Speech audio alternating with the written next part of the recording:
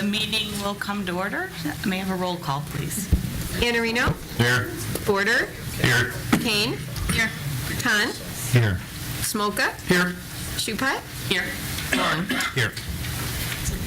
The mission of School District 15 is to produce world-class learners by building a connected learning community. Dr. Thompson? This evening, we're going to be led in the pledge by students from the Lego League team from Central Road School. And it's my privilege to introduce our new principal at Central Road, Patty Van Winkle. She's going to introduce the students and their coaches, and we're really glad to have her here after just 10 days on the job.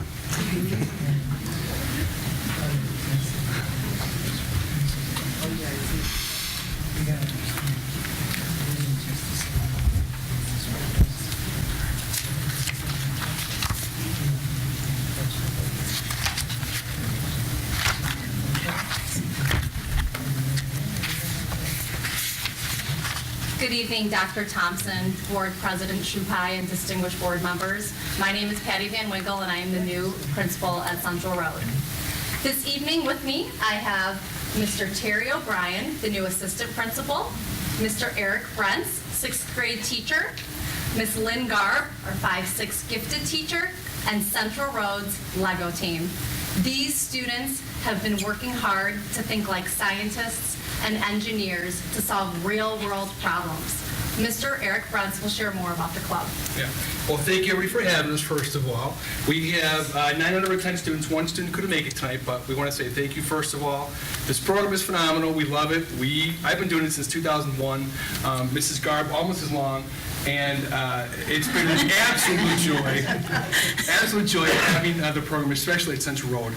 Every single year we get a new batch of kids, 6th graders, 5th graders, and they work really, really hard to compete in 4 different categories.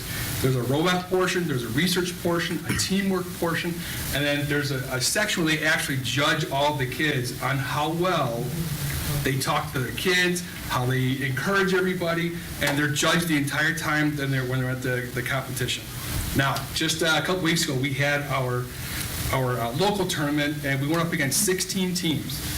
Of those 16 teams we had to compete against, we were, I think, the biggest team there. I think we were the largest team in the entire tournament. And they did a phenomenal job. These guys did great. We ended up placing at about 6th place overall, and only the top 4 teams are allowed to go on to the state tournament. They get a bid out of those top 4. Well, we just missed that bid, but we're hoping next year that we're going to try just as hard as Central Road, and hopefully we'll get that state bid.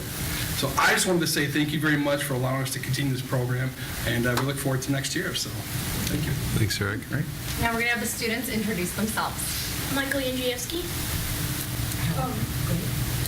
6th grade. My name is Anj Agarwal, and I'm in 6th grade too. My name is Nishant Ramanajam, and I'm in grade 6. My name is Jason Joel, and I'm in 5th grade. My name is Tyler Frank, and I am in 5th grade as well. I'm Jessica Carlson, and I'm in 6th grade. My name is Nayana Ramanajam, and I'm in 6th grade. My name is Lily Williams, and I'm in 6th grade. My name is Addison Viznichka, and I'm in 6th grade. Please stand for the pledge.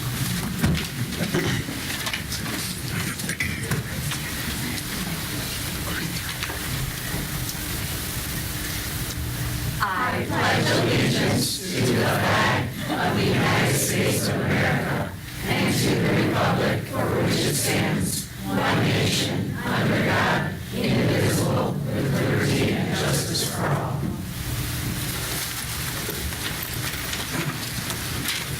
Well, the Board of Education has these light-up pens for you for coming today. Maybe you can take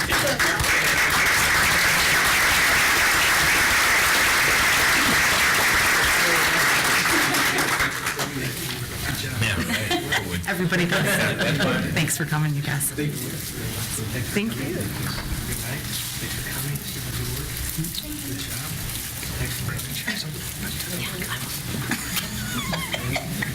One of them is easier to manage than the other mic, but okay. I agree, they never had it at Caddock either, and something that I wish that for sure. I'll just maybe preempt Ms. Kane. and let you know that the Lego League is sponsored by the District 15 1-5 Foundation, and they've been doing that for many, many years, and the program would not exist if it weren't for the foundation. And I think Barb will tell us a little later about a couple events that might be able to help support Yes. Lego Leagues. Patty. Okay. Thank you for your kind invitation to speak with you tonight. A little bit about me is I grew up in Palatine. I attended Jane Addams School, Virginia Lake, and Winston Campus Junior High. I also live in the community, and my children will attend a District 15 school. With my strong connection to this incredible district, I am both proud and honored to sit here in front of you. I have 7 years of experience as an assistant principal, and 2.5 of those years have been spent at Central Road. Central Road is home to 578 students, ranging from preschool to 6th grade. We have 2 sections of kindergarten, 7 sections of 1st and 2nd grade, which include 1 straight section at each grade level, 3 multi-age monolingual classrooms, and 2 multi-age bilingual classrooms. There are 4 3rd grade classrooms, one of which is a transitional bilingual classroom. Our 4th, 5th, and 6th grade classrooms include 3 sections at each grade level. Finally, we are home to the gifted program for students from Central Road, Kimball Hill, and Willow Bend schools. There is 1 section of multi-age 3rd and 4th grade, and 1 section of multi-age 5th and 6th grade. This evening, you met our Lego team. In addition to offering a Lego club to our 5th and 6th grade students, Central Road is home to engaging activities that connect STEM, which integrates science, technology, engineering, and math.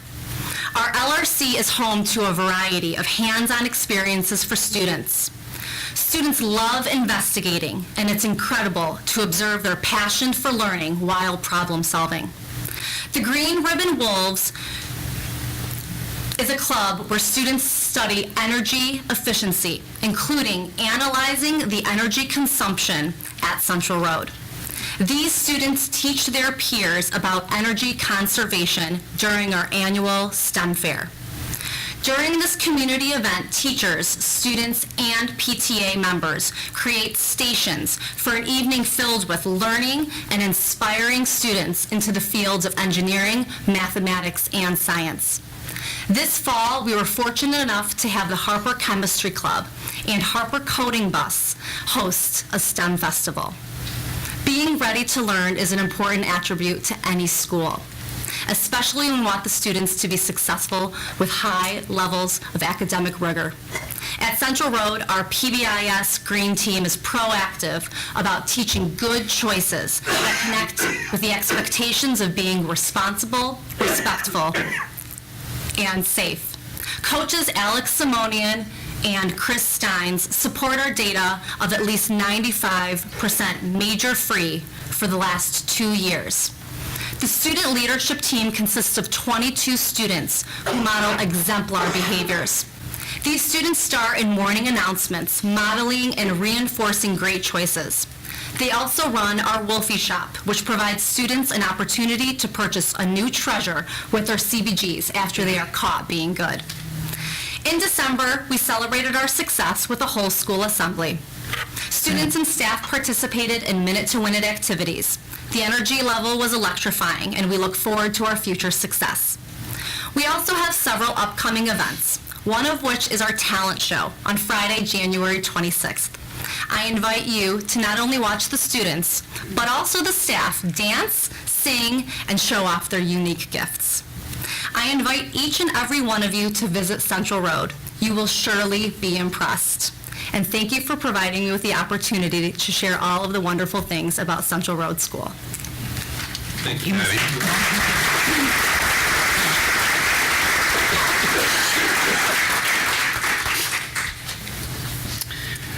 Next up, we have Tracy Roble from Kimball Hill School, and she's going to give us a report on her school.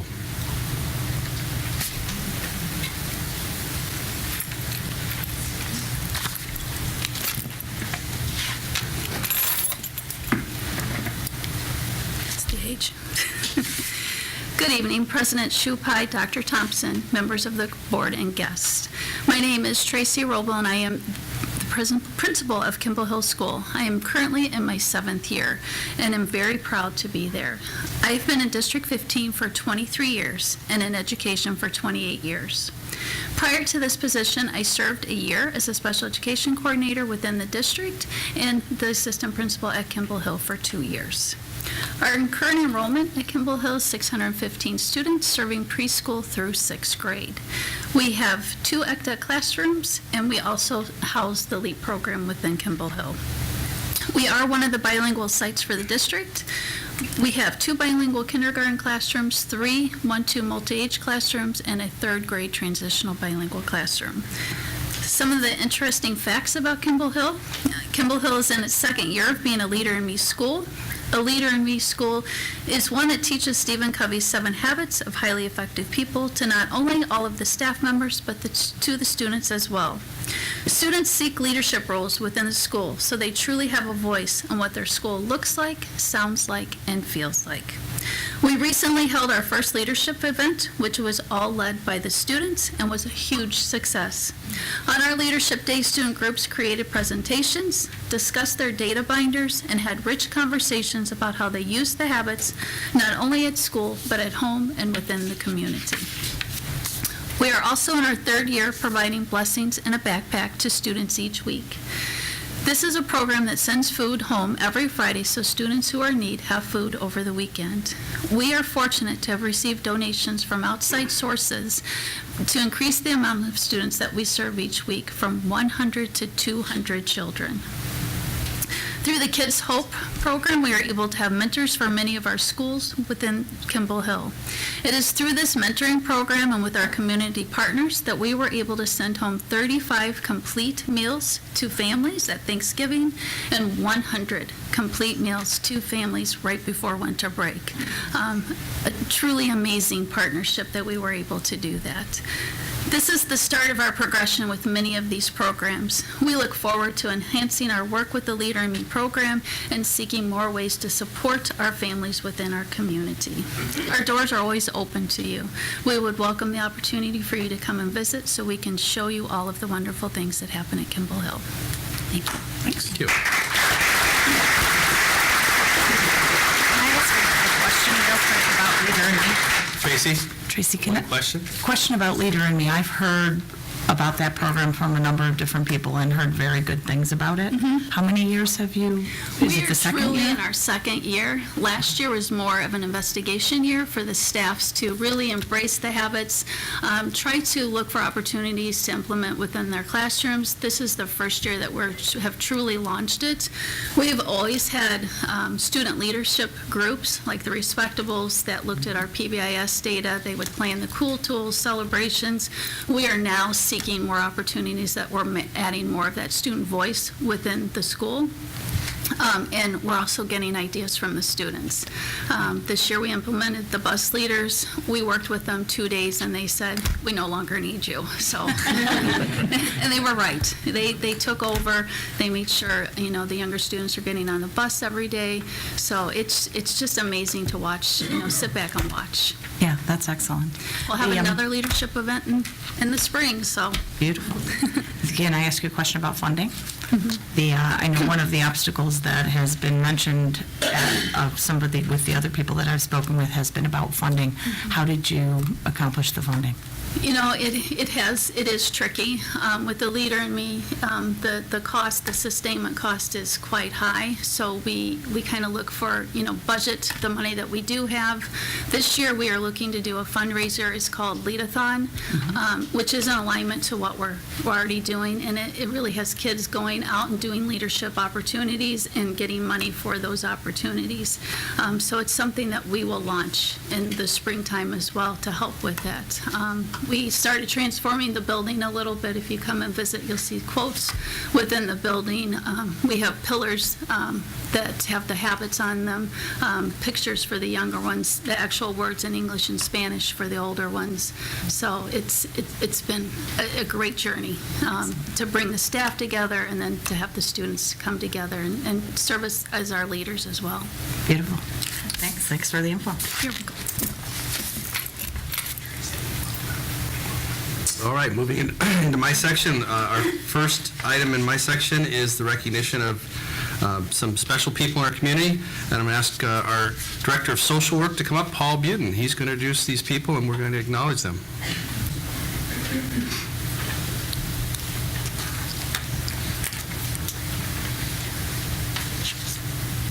President Shupai, Dr. Thompson, distinguished board members, and community members.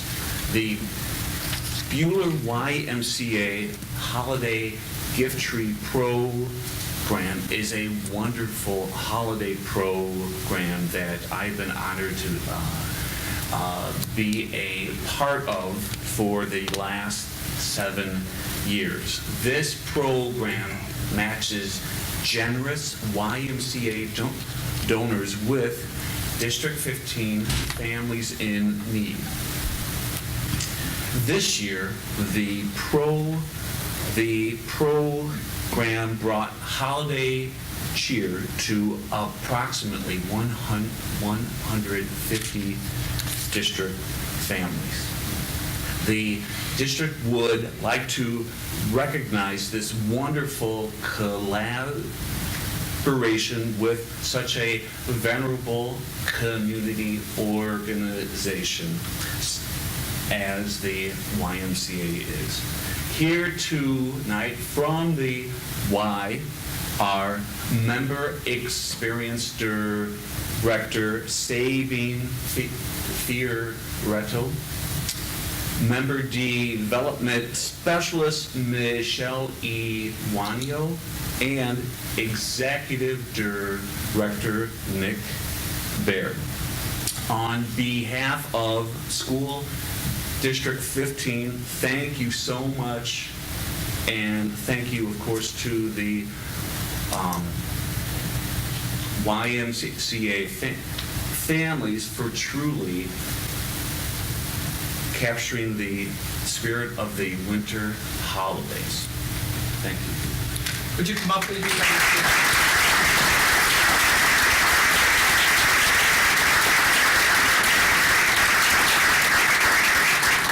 This is just a small token of our appreciation. It's a little glass apple, and hopefully when you see it sitting on your desk or someplace else, that you'll think about us and you'll know that we still appreciate all your efforts.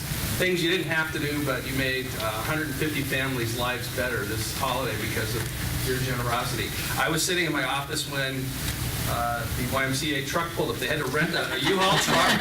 There were so many things. They had to rent a U-Haul truck. They pulled up in front of the school, and there were so many people bringing out just a truckload of gifts, and it was really overwhelming. So thank you for all that you've done, and we really appreciate your partnership. Yes. And we hope that we Thank can you. continue for a long time in the future. Thank you very much. Thanks very much.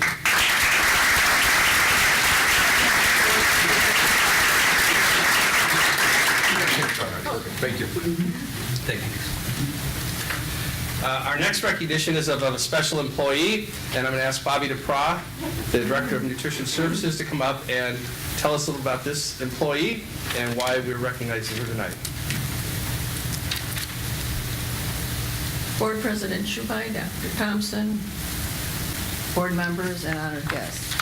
It is a great pleasure for me to honor and present to you Mrs. Amy Brunley, who is the site manager over at Carl Sanford Junior High. She has been with the district since 2006 and has just done something that is so out of the ordinary and amazing that I had to tell Dr. Thompson about it. So Amy, would you like to come up? As long as I don't have to talk.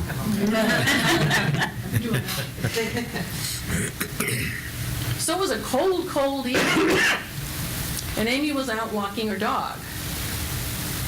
It was dark. It was past the fall. It was 5:30-ish. It was dark. And Amy saw a figure down on the ground at the park district, or at the park, her local park. She didn't know what to think, and she went up to this young person, she found out, and she asked him, "What are you doing on the ground?" "I'm running away from home," he said. And Amy recognized him as a student at Carl Sandburg who comes to the lunchroom. Her and her dog sat down on the cold ground with this young child and said, well, why do you want to run away? And they talked about it. And she said, well, why don't you let me walk you home? And he's petting her dog, and she's calming him down. And she says, well, if you go to the park, we must be practically neighbors. And he took the child home to his house, brought him to the door into his house, told him that things would be okay, that it's not worth running away. And when I was talking to Amy about this, she said to me, yes, he was a District 15 student, but I wasn't there as a District 15 employee. I was there as a mom, and I saw a child in need, and I took care of him. That's pretty neat.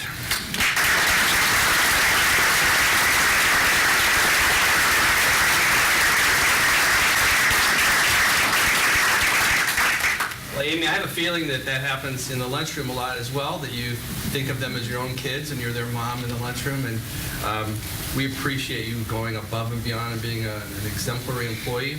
We've got a pin that we've not given to too many people. It's called the Above and Beyond pin, and we'd like to give that to you because you went above and beyond. Thank you.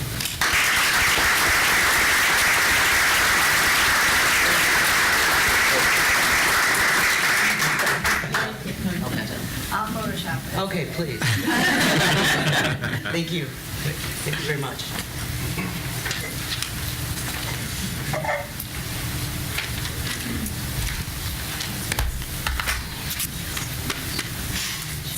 All right, there are just 3 items left in my section. We'll go through them fairly quickly. It's January, and it's typical for at this time of the year for me to let the board know how things are going as far as my goals are concerned. In June, you all will meet and evaluate my performance, and we'll have a conference together. And I wanted to give you a 6-month update right now so you could have a heads up and you could ask me anything you wanted to ask. Push me in the direction you want to push me so that when June comes along, maybe we're all in a better spot. So when my contract was created in 2015, there were 6 goals that were really established, and some of them have been achieved over that period of time, and some are still in work. The first one was really to investigate and report to the board about the possibility of full-day kindergarten. We are still working on that, and one of the board goals this year, actually the board's goals number 4 and 5, are continuing to emphasize that from the board's perspective, and I'm working on that as well. And we'll be working on seeing if there's some way that we can either partially or fully propose to the board to have full-day kindergarten in the future. So we will be having an upcoming forum on the 24th of January in this building here. We'll be talking about boundaries, current enrollment. We'll be talking about what needs exist if we wanted to go to full-day kindergarten. And we'll start to get feedback from the community on what it is that are their priorities, what they would like to see us do moving forward, and how we could possibly either partially or fully begin to offer full-day kindergarten to students in District 15. So we'll be working on that in the upcoming months, and as you see in the write-up here, we have talked with Dr. Russell Walker from Kellogg School of Management at Northwestern. He's offered to help us and offer that outsider perspective, and it was very enlightening to talk with him. He has some really interesting perspectives on how to approach this, and I think the 2 community members, Nipesh Patel and Sid Aman, are going to be really helpful in that whole process as well. So you'll see some more work being done on full-day kindergarten over the course of the next 6 months for sure. The second goal was to develop a plan for academies throughout the district, and I'm really excited to say that we have taken the steps necessary to start dual language programs at 2 of our schools next fall, beginning in the fall. And I can tell you tonight that that's going to occur at Jane Addams School and at Winston Campus Elementary School. And so we're hoping to have up to 5 sections of dual language programming offered to kindergartners in the fall. So we'll be working through the process of letting parents know what it will look like. We notified staff members today at both those buildings, It's been a kind of interesting thing, and when you're dealing with human beings, you get different reactions. We've already got parents inquiring how I can get my kids into the program, and then we've got schools that are thinking, how is this going to work in the fall? And so you've got kind of both spectrums of responses, but Cheryl Wolfel, Meg Schnorr are working hard to make sure that the transition is as smooth as possible and as successful, and we feel really good about this program being offered. We also anticipate that probably some people that don't have kindergartners in those two schools won't be excited because they won't have that opportunity, but we're hoping that this first go at these two schools will prove to be successful, and we can expand it to other schools in the district and expand the opportunities for kindergartners in the future. So the plan will be that next year we'll have up to 5 sections of dual language programming where 80% of what happens in the classroom is in Spanish and 20% is in English. And kids have placid brains. The plasticity of their brain is able to absorb this kind of new information. I could never survive in there, but it's a proven method for having kids acquire language, and not only will they acquire language, but they'll be better thinkers, better problem solvers, better communicators. And we know that kids at the end of the experience of a dual language program, when they get to 12th grade, they oftentimes outperform the kids that were not in a dual language program. It does take them a while because a lot of the academics aren't focused upon when you're not getting all of the language, when you're learning a language. And so sometimes the standardized test scores are a little bit lower in the early grades, but once you get through the whole process, we have kids that are much more successful and much better equipped, I think, to work in the world. And so we're excited about the program. Each year we're going to add to it at these two schools. So next year will be kindergarten. The year after that we'll have kindergarten in first grade, and so on. And then hopefully we'll be able to offer some more academies at some other schools in the district because of the success of these two. The third goal was a curriculum revision cycle, and I shared that with all of you. It's really been done. Meg and her department will continue to revise that. It's a living document, but we have a nice plan in place to make sure that we regularly will review curricula in order to make sure we're keeping up to date with what's happening in the world and what our kids need to know. Preschool expansion, we've definitely expanded the preschool offerings in the district over the last couple years, and just this last week I signed 3 more grant applications to expand it even further. So we're hoping that those grant applications will be approved and we'll be able to offer even more preschool opportunities to kids next year. Our transportation report was completed, and I think that we've put that on hold just to see what happens with our community forums, with the information we get from our strategic plan, and what the community really want to do. There is potential savings, I think, in going to a 3-tiered busing program. We just have 2 tiers now. When you need approximately a third less buses, a third less bus drivers if you had 3-tier. Right now we got 1 bus drives to the early schools and drives another route to the later schools. If we had a 3-tier school, that bus would drive to the early school, the middle school, and the late school. So you'd only need 1 bus for 3 schools, where now you need 1.5 buses for 3 schools. But it does disrupt the schedule because it does require you to start earlier in the day and go later in the day. And so we know that there would be a number of programs that would be upset about this, some after-school programs, care, parents that have different kids at different schools that have different schedules. So it's something we'd have to investigate, but we have that plan done, and it's in our possession if we wanted to use it after we get through some of the strategic plan and the other things. And the last goal is something we continue to work on, but we want to enhance student curricular opportunities, and we continue to offer pretty neat things to kids, even though we aren't required to offer them. Soccer, spelling bee, Lego League, Coders Club, all these things that we want to offer kids, so it expands their opportunities to know what's going on in the world and to see something that they want to investigate further as they go on in school. So that's really it for my goals. Any questions about those? Regarding the academies, was that, the dual language I think is a great step. When the goal was established, was it Was that the focus, or is it broadly on academies of different sorts? I mean, I know at one point you and I talked about STEM, different options such as that. Yeah, our neighbors to the south, District 54, have a number of academies. They've got a Mandarin school, they've got a STEM school, they've got a multiple intelligence school.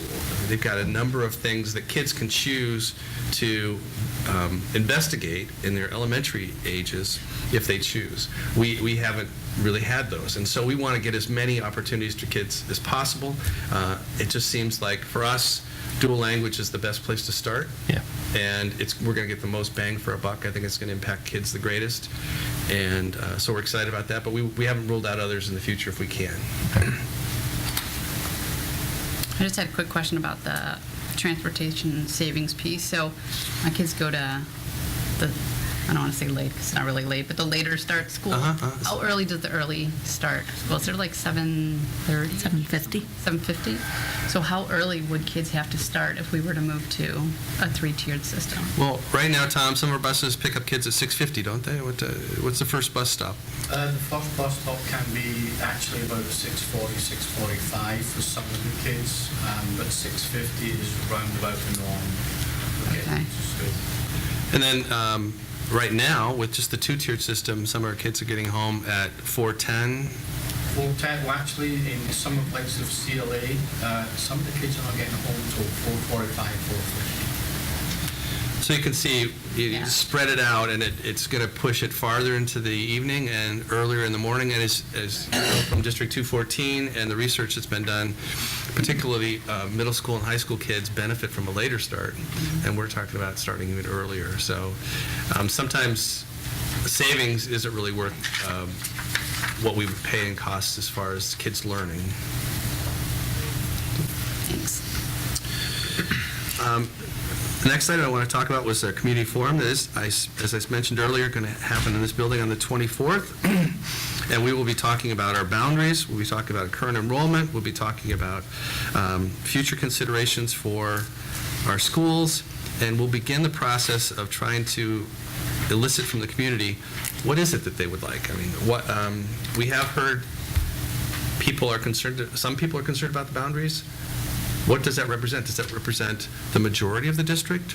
And what is it they would like to see changed about the boundaries? Or is the majority of the district like the boundaries as is, and maybe we just need to be tweaked a little? So we're going to be working on trying to gather information from the community to try to figure out how we can move forward and make our configurations better today and maybe plan for the future as well. So that'll be the first step at that community forum. I think we should mention the D15 voice group here because they're doing the heavy lifting behind the town hall meetings with presentations by administration, of course, but they're the behind the scenes that are pulling things together and organizing with Morgan and administrative support. So thanks to anybody in our D15 voice that's in the room, and if you'd like to stand up, we'd love you to stand up and we'll clap for you. I'm the only one. So. That's it, huh? And Morgan has, I think, got already over 100 RSVPs of people planning to come to that forum, so that's good. Wow. I think a lot of people realize it's an exciting first step, but it's like a domino effect. You know, boundaries start to impact things like full-day kindergarten and a lot of the other initiatives that we're talking about. So it's pretty important to a lot of people. Yeah, no doubt. I think what's great about the 100 responses is the conversation yesterday evening with the group was the number thrown out was 5 responses for the last one, right? Yes. So, and we still had great people there. There were a lot of people. That's fantastic. The last item in my section is just a quick update on our strategic plan process. That's one of the board goals for the year, is to create a strategic plan. And Morgan is really taking the lead on this, and so I'm going to ask her to come up and just tell us a little bit about the process to date and what's planned for the future. Good evening, everyone. In your board packet, you received a couple of documents that I hope you've had a chance to look at. I'll reference those as I discuss what we're doing for the strategic plan. So when the board presented us with the goal of creating a strategic plan this summer, the superintendent's cabinet, we began discussing different ways we could approach this. Many school districts in our area and around the country are still using very long strategic plans that are more like a binder, very in-depth process. But that trend is starting to change, and what we're seeing is people that are really studying organizational health and what that looks like are moving toward a more simplistic plan, and more like a one-page scorecard, if you will. And those are two examples that you have in your binder tonight. So a 100-page strategic plan is not going to be meaningful or relevant over the long term, and the one-page scorecard is designed for someone in the community or someone who may have a lot of knowledge about the plan to easily refer to the document and know exactly what the district's plan is in an instant. So in District 15, we really want a plan that can be relatively nimble, flexible, and resilient. So this is why we've decided to do a shorter, simplistic plan. And as things change in the district, this plan can easily be updated and adjusted. So the bigger the document is, the harder that is to make these changes. And we know how quickly things can change in the district and how we may want to redirect things, and it's much easier to do that with a one-page plan than a larger document would be. So we've decided to work with Dr. Jeff Arnett from Austin, Texas to facilitate the design of this plan over the springtime. So he's created two of these plans in the past, one for nearby Barrington 220 and the other for Eanes Independent School District located in Austin, and those are both before you tonight. So in creating this plan, we're really going to start with community input, and the community will determine the two bookends of our plan. So the beginning will be the community will decide what the values are, and the end will be what they will define what a successful District 15 student is. So those are the two bookends of the plan. So we're beginning that process now in the winter. We're starting to form some focus groups with the community and staff members to try to decide what they think the community values and how they would define a successful student. And what we get from those focus groups will turn into a broader community survey that we'll send out to everyone in our community. They'll take the survey, and we'll have some information going into this long weekend that we have scheduled with Dr. Arnett in March. So once those bookends are determined, again, the community values and the definition of a successful student, we will go into that retreat and we'll discuss how do we get from those values to success? What does that look like? And what that really includes are the board's priorities, goals, the district improvement plans, and the school improvement plans that can be updated each year as needed. So the retreat, again, is planned for March. We hope we have that on your calendar. We'll be discussing who should be included in that retreat very soon, and we're working really hard on creating this survey and focus groups right now so that we can be prepared going into that weekend. So the retreat will get the information we need, and we'll have to have some time afterwards to put it all together, but the plan will be completed by the end of the school year, so we can have that ready to go by then and use it moving forward and when we think about our goals moving forward as a district. So does anyone have any questions about the process? In terms of the survey, are these categories and entries from Dr. Arnett, or are they ones that we've established? So that's just a draft of just potential items that could be on the survey. So what we're doing is in these focus groups, I hope to take the information I gather from that and make those the pieces that live within the survey so that we know the values and definitions of success that end up on the survey are really driven by our community. Okay. And seeing what they might be. Just scanning them, it's like on the successful student, there's a lot that are somewhat similar. Get to creative, curious, and imaginative, and just making sure that there's enough variety on there that if we're limiting people to pick 3 or 4, that they're not all clustered, just in putting in some survey science underneath it. So that's good feedback. It'll be tweaked very much by what happens in these focus groups and seeing what people come up with. Okay. Morgan, how do you anticipate recruiting for the focus groups? So I'd like to gather some people, small groups, because focus group is not the end of the story here, but I'd like to tap into different parts of the community. So the RD15 voice group will be a good resource for me to get community members who may not have students in the district. I'd like to gather some parents. We already have some staff groups formed, and just different categories of our community that could give us a good cross-section of what people are thinking. What would be good too is make sure we get some of the high school representation of the districts that we feed into, just so they, what a well-prepared student coming into their district would look like. Yeah, I think all of our high school districts have some plans. Some of them are really specific to like math and science skills a student must possess, but some of them also are things like personality and characteristics and work ethic and things like that. So I think that would be really helpful. Yeah, this definition of success will really be determined by what the community wants us to be providing to them. What do they want a successful student to have leaving our doors in 8th grade? So that will be determined by what we hear from them. Do we have a plan in place on how to distribute to the community at large at this point, or we're still working on that? So it'll largely be electronic, but we know that we have a difficult time reaching some of our bilingual population. So I'll be working with Cheryl's team, trying to get to the BPAC groups and those types of things. It'll be an electronic survey, though, so we just want to provide as much access to people as possible. So that may require having some open house nights at the district office if someone may not have access to a computer, and allowing people to take the survey through our technology if they need to do it that way.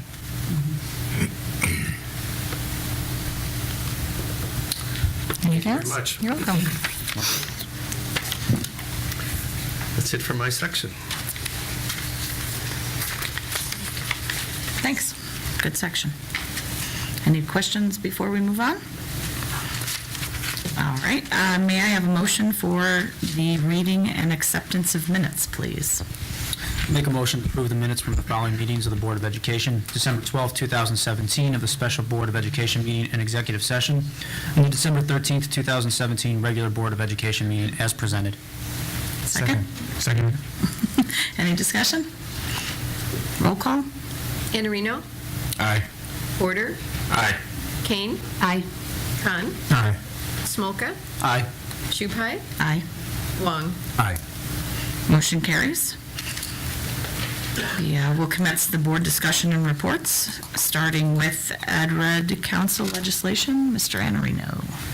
So Illinois legislature is not in session, so there's not a lot going on with the state. The only major thing would be the tax reform bill that was passed at a federal level, and the largest impact from a school standpoint is that your state and local taxes will be capped at a deduction of $10,000, so that could affect some people in the community that pay a lot in property taxes, which largely go to the schools. So I think there may be some, effect with regards to people feeling a little bit more conscious of paying their property taxes in the future, if they're not already enough. But that's just something to highlight of what's changed recently that does have some sort of impact on our schools. But otherwise, that's it. All right. Thanks, Frank. 1-5 Foundation, Mrs. Kane? Yes. So we, December, just wrapped up the holiday charitable giving contribution in recognition of teachers. And so teachers in the various buildings were recognized by the parents and community members who made a donation in their honor. And I think we got to surprise a lot of very excited staff members who got awards. And those are monetary awards, so they can be used for bringing programming and other resources into the schools. Coming up, we have 2 fundraisers, one in February and one in April. So the February fundraiser is at Divine Wine, which is up by the Ace Hardware on Northwest Highway. It's going to be an open house from 11 to 6 with appetizers and raffles, and it's kind of a come and go as you want and try different beers and wines. So I think it'll be a very fun event. And then in April, there is a dueling pianos fundraiser at Dirty Nellies. And last year, that fundraiser raised over $2,000 for the 1-5 Foundation. So another awesome and just super fun excuse to get out and see other community members and maybe get a group of parents together. So anybody who can make it, be great to see you. Thanks, Barb. Finance Committee, Mr. Border, Mr. Wong? Yeah. So, Finance Committee met January 5th. We had a number of agenda items, so Mr. Border and I will split a few of those. But first thing we discussed was utility contracts. So, Mike and Corey had shared some information regarding our current electric and gas contracts and just those costs long term. So right now we have our electric contract locked in through June of 2020. And we have our gas contract locked in through June of 2019. So we discussed locking those in electric contract through, we discussed a 24 to potentially 36 month, just to lock in some cost savings there, as well as the gas contract up to, I believe, 24 months we were looking at. But again, we discussed a number of different options, and we made the recommendation of protecting the long-term interests of the district, of locking those rates in while they're low. And we are seeing cost savings on both rates right now of locking in long-term from what we're paying right now. So that's great news for the district. And then we discussed healthcare claims and rates for this fiscal year. So again, Mike and Corey shared some information on our insurance expenditures. Just comparing them to projections. The district has seen fewer claims than anticipated, so should this trend continue for the next 6 months, the district will realize some positive influence on the budget. And then Mike had also indicated that our prescription drug plan is trending better than projected. So in this area as well, there is some positive movement. So much of that credit also goes to the insurance committee. But Mr. Border? And then we'd also talked about the PTABs,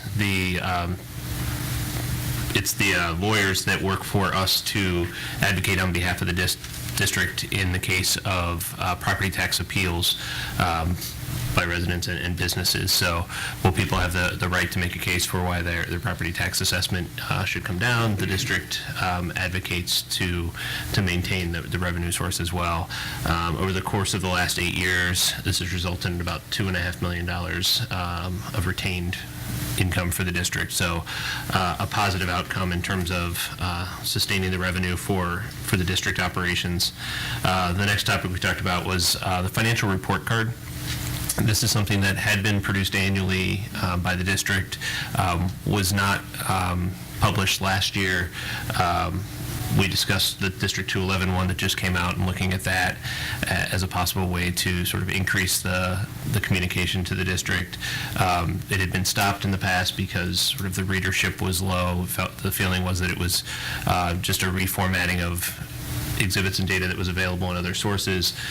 We've asked Morgan to take a look at sort of the old version, the 211 version, and is there a happy medium where we're not creating new, not manufacturing work and creating new documents, but putting sort of the dense financial packets that we review and some of the work that was presented to us in the last few months in a more consumable executive summary type fashion that could be shared with the community and have value to getting some of that financial information out in a manner in which we present a summary of what's out there from a broad basis. So more to come on that, but just commissioned a little bit of research into what could be done there.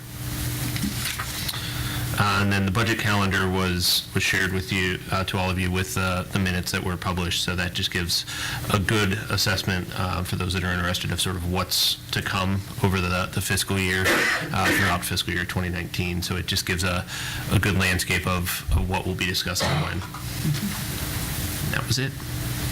Great. Thank you very much. Equity Committee, Mr. Khan, Mr. Smolka? There wasn't much to report this month. I think this following month will commence with some meetings with what we had discussed the last month about meeting with the team that's been assembled to address this group from Tom and everybody else. So that will probably be done this week. I know I'll also be meeting with Cheryl as well. I know we have to just touch base and get a good date for that and be able to meet some community groups at the same time to discuss this issue. Excellent. Did you guys, did you all see the IASB equity event email that came out? I did, yeah, I April did. 28th. All right. Next item is the Palatine CCSD 15 board agreements. The edited board agreements were attached. I know they went out in 2 iterations. The first one was off a little bit. The second that June attached to the packet were Barb Tony's final adjustments. Conversation. Good. All right. Great. So these agreements were something that the board investigated with Barbara Tony at the December 12th meeting. publicly share them to say, this is the operating principles that we're going to operate under going forward, and these are the things we agreed to. And I think if people have a chance to look at them, they'll be pretty impressed with what you've agreed to have as your operating principles going forward. So congratulations on that good work. And last, the Superintendent's Communication Committee. Did not meet, have nothing to report. There you go. All right, public commentary. If you will open our meeting right now for public comments. If you would like to address the board, you are welcome to fill out this green sheet of paper, which is at the table outside. Please remember, it's not a dialogue between you and the board. If you have a specific issue which requires a response, Superintendent Thompson will get back to you. Please state your name and identify any group that you represent. Limit your remarks to no more than 5 minutes. If somebody has previously spoken about something that you intend to speak on, you can say that you agree with them and move on. And finally, avoid any comments that are specific to any person, student, or staff member, respecting that person's right to privacy. And finally, not a forum to comment on personnel issues. All right. Mrs. Angela Druskowski.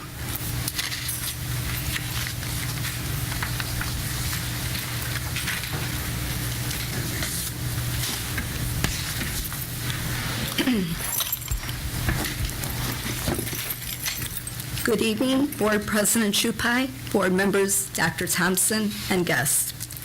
My name is Angela Jaskowski. I am a program assistant at Paddock Elementary School, and I'm also the president of the District 15 Educational Personnel Association. I'm here this evening along with a great many of the finest, most talented, and dedicated members of ESPA. Tonight, the school board will be voting on what it states to be the approval of the implementation of the last best offer of ESPA. ESPA asserts the action is extremely ill-advised and unlawful. Simply put, the school board should not approve the implementation of the last best offer. The implementation is being challenged in an unfair labor practice case filed by ESPA with the Educational Labor Relations Board. The board's approval will needlessly add to the district's cost, which will extend the ongoing legal proceedings and will further sour the relationships between the district and ESPA members. Rather than going down that road, it would be in the interest of all involved, the students, the district, and the employees represented by ESPA, for the district and ESPA to resolve all outstanding issues at the bargaining table. We urge the district to return to the table as soon as possible to work with ESPA and the mediator to resolve all outstanding issues. Additionally, yesterday, the district informed ESPA that there were significant wage payment errors which occurred on our members' December 2017 paychecks. The district now asserts ESPA members will be subjected to even further financial harm. On January 12th, with the lowest paid employee group in the district is subjected once again to docked wages. Even if there was an overpayment, it would not be lawful for the district to recoup any payments without agreement or a court order. ESPA is responding to the district in writing on this subject. We urge the board not to take any action to approve any recoupment of payments. Rather, representatives of the board should bargain with ESPA, and the district should not attempt to recoup any monies until an agreement is reached with ESPA or on behalf of all the members. Thank you.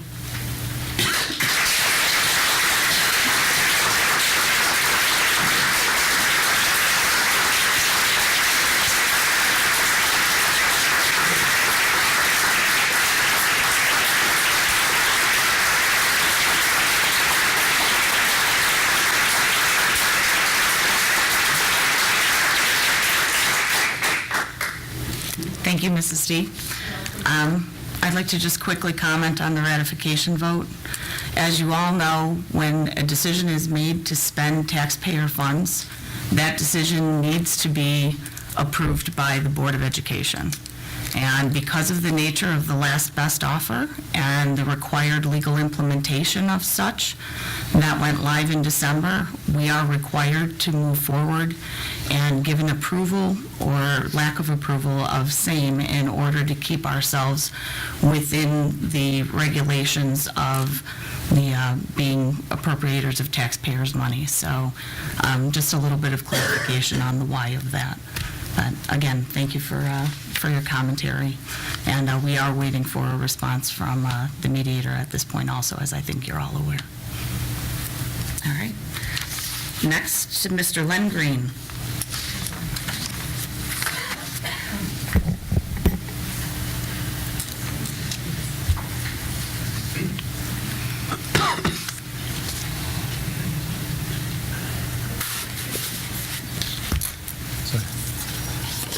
Just need some of this too.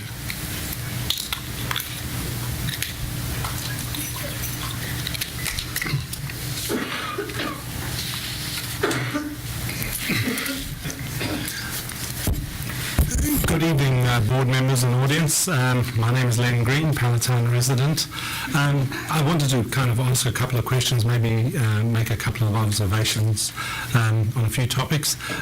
First of all, regarding the strategic planning process, certainly welcome the news that that important exercise is underway, and I really would like to encourage extensive promotion of that to all the stakeholders within the District 15 community. There are about 60,000 voters / taxpayers in District 15, that's human beings, plus a significant number of businesses that are obviously have a vested interest in it as well, together with various other stakeholder groups like the employees of District 15, the parents of kids that go to it, and other residents and the like. So I'd really like to see how we can effectively create the awareness. We can't force people to participate, but I think we really need to be able to say we succeeded extensively in getting it to all corners and all groups of people, electronic or otherwise, on that. I look forward to participating in that process. Going back to, I think, a couple of comments that Frankie and Arena made about the, on the macro level, some of the tax changes that are taking place, etc. I think a lot of people, if they're following it, are aware that Cook County is attempting to go through the process of reviewing the property tax system so that billionaires don't disconnect their toilets and get away from paying property taxes at the level they should, whilst the rest of us get hard hit. I think given some of the dynamics there, where the Chicago public school system collects far less tax per dollar value of homes than the suburbs do, is that I'm really concerned that on a macro level, I'd like to see boards of education like District 15, 211, 214, 220, is collaborate and advocate for the communities to get more transparency about what's going on there. There's been no disclosure of the work that's been done by the consulting group that's been appointed. It is a complete cover-up, and I really think that one of the board's greatest services to us as a community would be to get in there and say, we want some information about what's being thought about, we want some interim reports, and we want to share this with the people. We've had the federal government practice terrible transparency with things like healthcare reform removal, and even the federal tax overhaul. So please, can we take a look-see at that, on that and going through. Thanks very much. Thanks, Len. Always good points. Thank you for sharing your knowledge and your thoughts. To everybody that's here, thanks again for coming and being here, showing your concern and your support for District 15, our students, community, and the educators.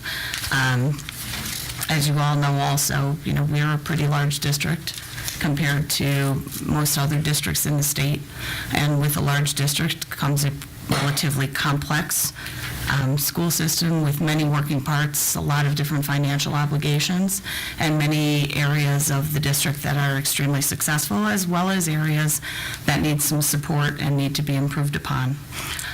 As a whole, I think that I speak for the board as a group in saying that our goal is to make decisions that take into consideration the whole of District 15 as opposed to compartmentalizing decisions based on subsections that ultimately may not be the best decisions for the whole district. That said, we continue to emphasize the importance of moving forward and focusing on the future of D15 and our students, providing a great quality education and moving to repair relationships and repair some of the break that's happened in our community while focusing on ensuring that we've got the best quality education for the kids that's out there. I appreciate what all of you do. A lot of different people in the audience, some ESPA members, some community members, administrators, people that are involved with the local schools, and everybody is one small part of what makes D15 successful. So thank you for what you do.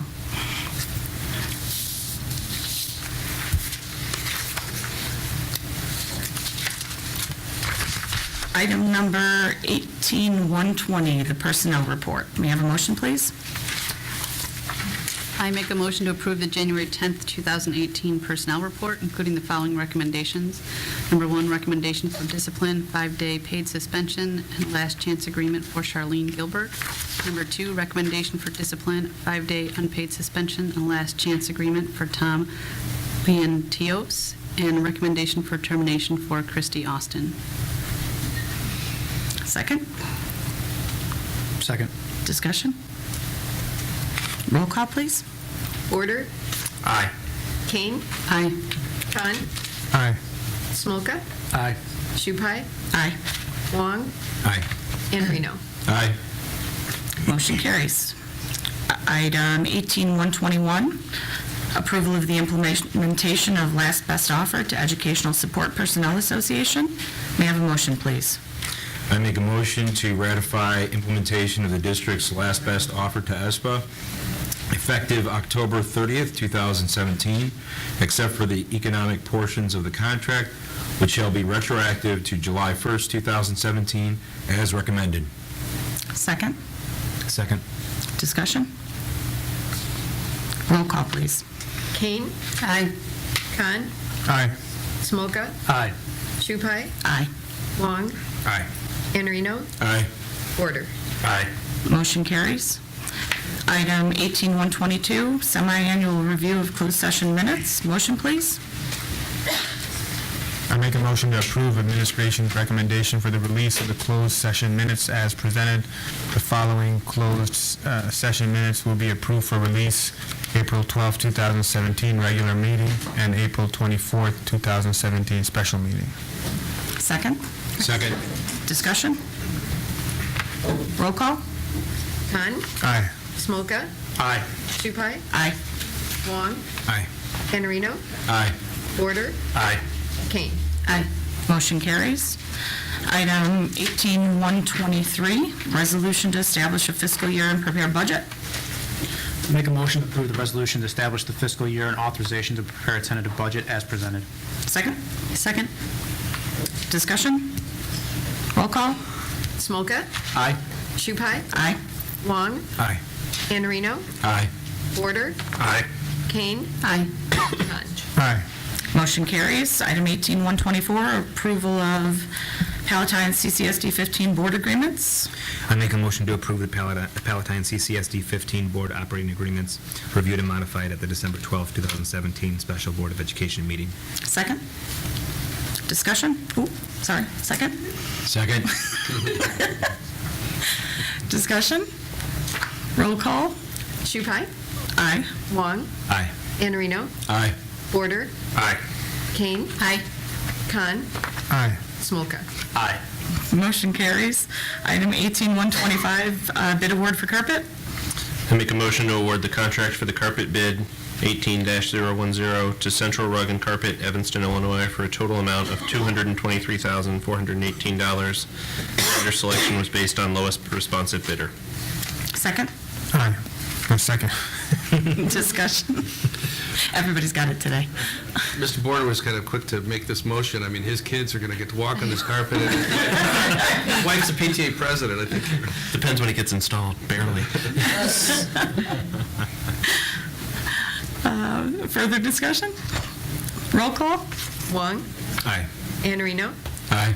Border. Aye. Kane. Aye. Khan. Aye. Smolka. Aye. Shupai. Aye. Item 18-126, bid award for Plum Grove Life Safety. I make a motion to award the contract for the Plum Grove Junior High School Life Safety Bid 18-011 to Bowler Construction Company, Waukegan, Illinois, for a total amount of $5,788,000. And I'd like to note my kids will not attend Plum Grove. But mine will. Mine does. A second, please. Second. Any discussion? We do have representatives from Bowler Construction here tonight, and we're excited for them to do a bang-up job. They were the lowest bidder by just a few $1,000s, and the company that is doing Frank C. Whiteley, that did do a really good job, got underbid by Bowler, so we're really looking forward to them doing a really good job for us this summer at Plum Grove. Excellent. It was very close, $1,000 and something along those lines was tight. Nicely done. Well, it was tight. This is higher than we had sort of budgeted when we looked at the plan. Do we anticipate that just being sort of worked within the overall budgetary categories? Because this was like, when we looked at it initially, it was like 5 million, and now we're closer to 6. Yeah, well, actually, I think we were looking about 4.2, 4.3, now it's about 5.8, so that will have an effect on next year's budget. I mean, we will put us in expenditures over revenues for next year, but the positive on it, it's a one-time only, it's not continuing.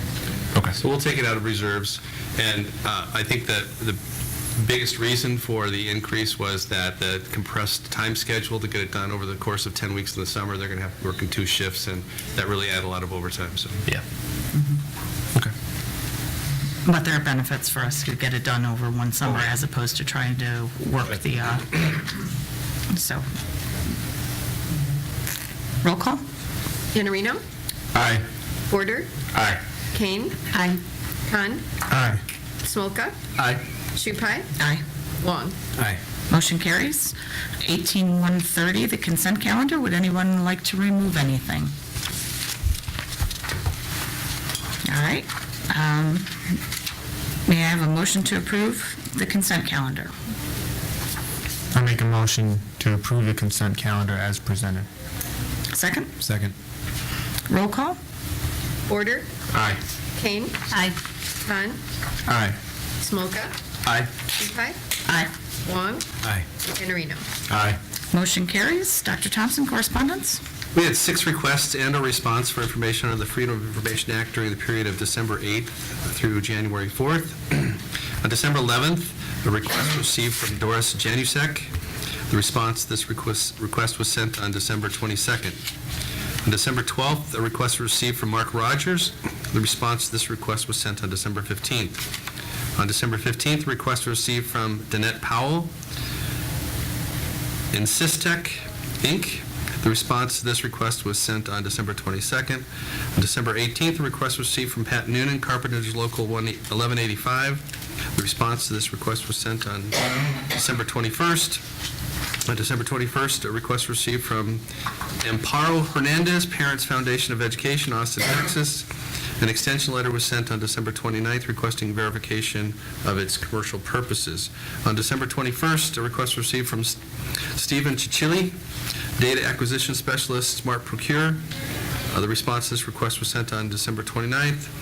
Per the requester, same response file was uploaded to Smart Procure link on January 3rd. That's all? That's it. All 6. Out of them.